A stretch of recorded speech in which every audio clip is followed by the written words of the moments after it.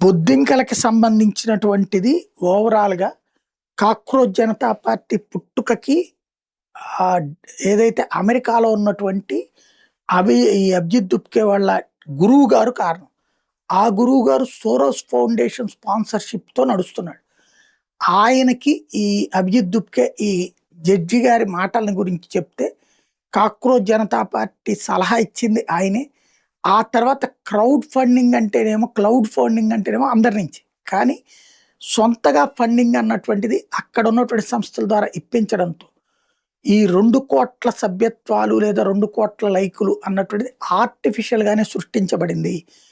ఇదంతా కూడా అమెరికాలో నుంచినే జరిగింది. భారత్ మీద ప్రత్యక్ష దాడి కుదరనటువంటి సందర్భంలో భారత్‌ని పరోక్షంగా గూడా ఏమీ చేయలేని పరిస్థితుల్లో భారతీయుడితోనే భారతదేశంలో అల్లకల్లోలం సృష్టించే ప్రయత్నంలో భాగంగా ఇదంతా నడిచిందన్నటువంటిది ఇప్పుడు విశ్లేషకులు చెప్పే మాట.